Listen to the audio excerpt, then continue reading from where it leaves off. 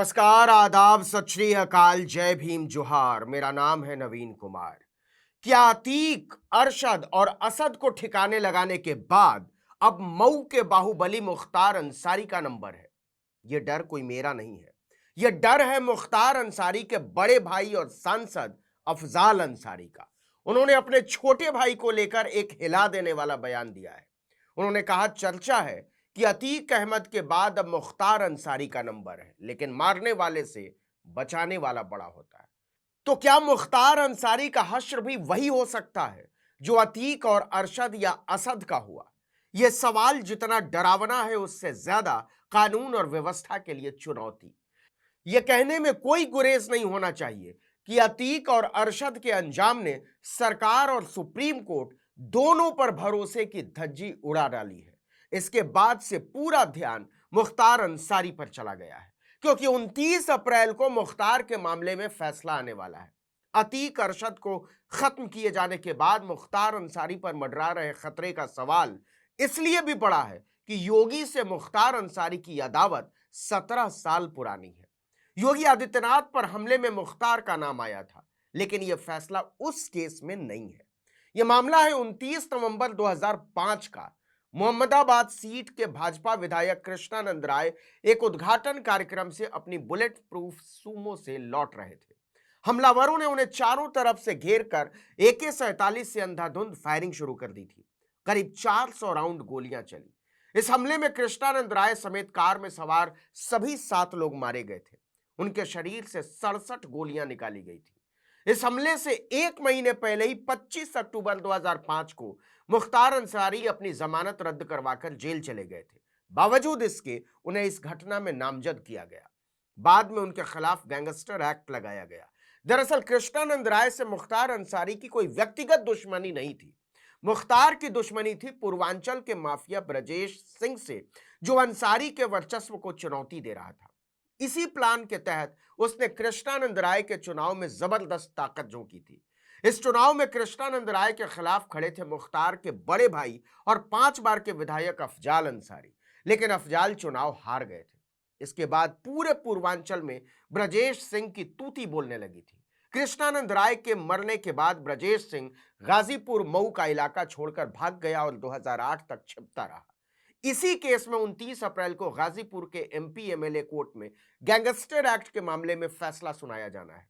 नियमों के मुताबिक इस दौरान मुख्तार अंसारी को कोर्ट में पेश होना होगा। फिलहाल वो यूपी की बांदा जेल में बंद है।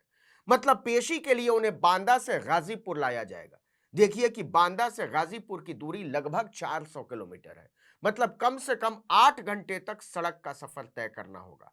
हालांकि गाजीपुर के SP ओमवीर सिंह का कहना है कि अगर मुख्तार अंसारी को गाजीपुर लाया जाता है तो सुरक्षा में 5 थानों की पुलिस फोर्स को तैनात किया जाएगा। लेकिन इसी तरह के दावे तो अतीक और अशरफ की सुरक्षा के लिए भी किए गए थे। क्या हुआ उसका? यूपी पुलिस निठल्लों और निकम्मों की पलटन साबित हुई। आपको बता दें कि मुख्तार अंसारी का बेटा अब्बास अंसारी इन दिनों कासगंज जेल में बंद है। अब्बास अंसारी मऊ से विधायक है। छोटे बेटे उमर अंसारी के खिलाफ लखनऊ से अरेस्ट वारंट है। वहीं बड़े भाई और सांसद अफजाल अंसारी जमानत पर चल रहे हैं। वो 1985 से 2002 तक लगातार 5 बार विधायक रहे हैं। दरअसल योगी आदित्यनाथ की सरकार बनने के बाद अगर किसी पर सबसे ज्यादा शिकंजा कसा गया है तो वो है मुख्तार अंसारी का परिवार, अतीक से भी ज्यादा। इसके पीछे भी राजनीति की एक कहानी है। 2006 की बात है। उस समय राज्य में मुलायम सिंह यादव की सरकार थी। मऊ में भयानक दंगे हुए थे। मुख्तार अंसारी पर दंगे भड़काने का आरोप लगा। उस समय योगी आदित्यनाथ गोरखपुर से सांसद थे। उन्होंने मऊ का दौरा करने का फैसला किया। गोरखपुर के मठ से वो मऊ के लिए रवाना हुए, लेकिन योगी के काफिले को मऊ की सीमा पर दोहरी घाट में ही रोक लिया गया था। बताया जाता है कि इसके पीछे मुख्तार अंसारी की ताकत थी। योगी आदित्यनाथ को लौटना पड़ा। इस घटना के 2 साल बाद योगी ने ऐलान किया कि वो आजमगढ़ में आतंकवाद के खिलाफ रैली निकालेंगे।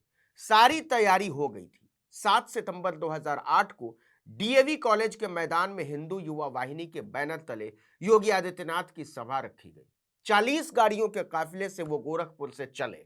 उन्हें विरोध का अंदेशा था, इसलिए उनकी भी पूरी तैयारी थी।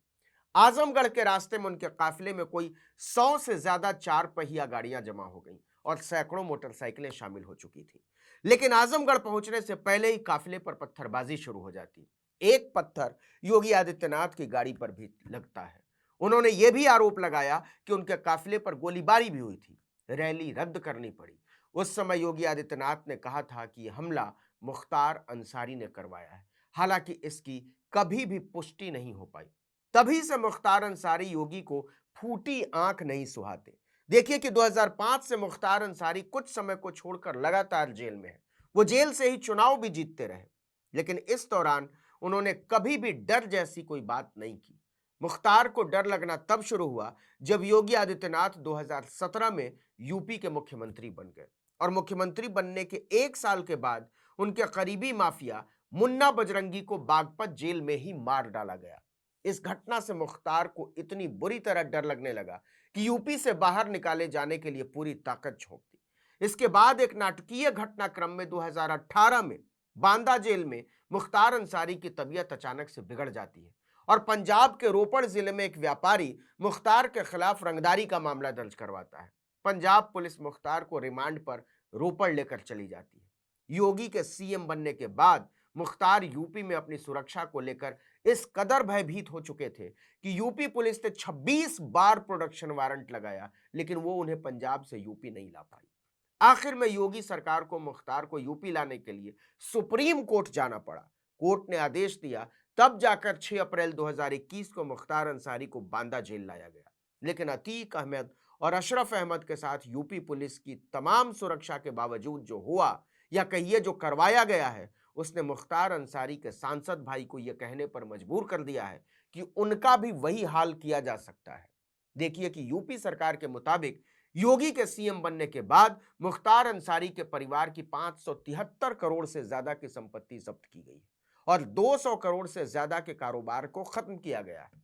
मुख्तार अंसारी का जलवा ऐसा था कि चित्रकूट की जेल में बंद उनके बेटे अब्बास अंसारी से लगातार 2 महीने तक उनकी पत्नी निखत मिलने आती रही। वो अब्बास के साथ ही जेल अधिकारियों के कमरे में रुकती थी। जब डीएमएसपी की छापेमारी में इसका भेद खुला तो जेल के 8 अधिकारियों और कर्मचारियों को सस्पेंड किया गया। इसके बाद अब्बास की पत्नी निखत को भी जेल में डाल दिया गया। वहीं मुख्तार अंसारी की पत्नी अफशा अंसारी भी फरार चल रही है। पुलिस ने उन पर 75,000 रुपए का इनाम रखा है। लेकिन इस समय की सबसे बड़ी खबर और चिंता यह है कि मुख्तार अंसारी को जब 29 अप्रैल को बांदा जेल से गाजीपुर लाया जाएगा तो उनके साथ क्या होगा। इस वीडियो में इतना ही, लेकिन अगर आपने आर्टिकल 19 इंडिया को अब तक सब्सक्राइब नहीं किया तो फौरन कीजिए, बेल आइकॉन दबाइए, घंटी जैसी आकृति लाइक कीजिए और कमेंट करके बताइए हमारा वीडियो आपको कैसा लगा। यूट्यूब पर देख रहे हैं तो हमारे चैनल को सब्सक्राइब कर दीजिए, फेसबुक पर देख रहे हैं तो हमारे पेज को लाइक कीजिए, इंस्टाग्राम पर हमें फॉलो कीजिए और हमारा ट्विटर हैंडल है article19_India और मेरा ट्विटर हैंडल है नवीन जर्नलिस्ट। आप मुझे भी फॉलो कर सकते हैं। नमस्कार।